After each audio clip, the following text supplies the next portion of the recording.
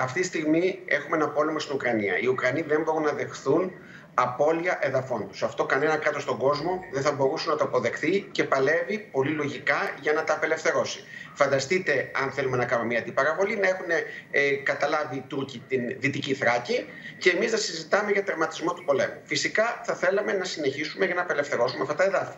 Επομένως, είναι απολύτως λογική η συζήτηση από πλευράς Κιέβου, μάλλον η αντίδραση. Τώρα, οι Νατοικοί το έθεσαν ξεκάθαρα, ο συγκεκριμένος αξιωματούχος για την ακρίβεια, στο πώς θα μπορούσε να ενταχθεί η Ουκρανία στο ΝΑΤΟ. Διότι αυτή τη στιγμή υπάρχει η δεδομένη συζήτηση ότι μετά τη λήξη του πολέμου τι θα γίνει με την Ουκρανία. Οι Ρώσοι δεν θέλουν να επανέλθουμε στο Μίνσκ 2, δηλαδή σε μια ανεξάρτητη, εδαφικά κυρίαρχη αλλά ουδέτερη Ουκρανία που θα σέβεται τα δικαιώματα της ρωσικής μειονότητας. Θέλουν να διατηρήσουν στην επικράτειά τους τα εδάφη που έχουν καταλάβει ως τώρα στερεωτικά και είναι περίπου στο 20%.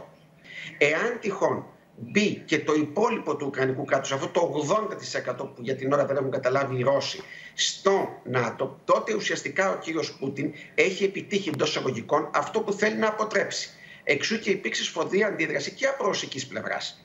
Ήταν λοιπόν μία δήλωση η οποία προφανώς ήταν αντελώς άστοχη χρονικά, η οποία παρεμηνεύτηκε όπως ήταν απόντως αναμενόμενο να συμβεί και από τις δύο πλευρές. Ούτως ή άλλως, δύσκολα θα έρθει κάποια ειρήνευση παραμονές των αμερικανικών εκλογών. Όλα τα draft papers τα οποία βλέπουμε, όλες οι αναφορές που μας έρχονται από το ΝΑΤΟ και από τις ΗΠΑ προβλέπουν συνέχιση του πολέμου τουλάχιστον μέχρι και την επόμενη άνοιξη. Όταν πιστεύουν οι Δυτικοί ότι οι Ουκρανοί θα είναι εις θέση να ανακαταλάβουν πλήρως τα εδάφη που έχουν απολέσει.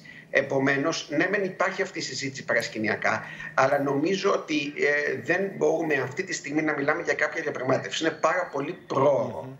Καλό είναι να υπάρχουν διαπραγματεύσεις, αλλά βλέπω ότι υπάρχουν τελείως διαφορετικές βάσεις αφετηρίας. Οι Ουκρανοί συζητούν πού απελευθερώσουν τα εδάφη τους, οι Ρώσοι συζητούν με βάση το status quo όπως έχει διαμορφωθεί αυτή τη στιγμή. Άρα υπάρχουν αποκλίνουσες απόψεις. Θα πρέπει κάπου αυτό και οι δύο πλευρές να συγκλίνουν και να αφήσουν τους μαξιμαλιστικούς στόχους.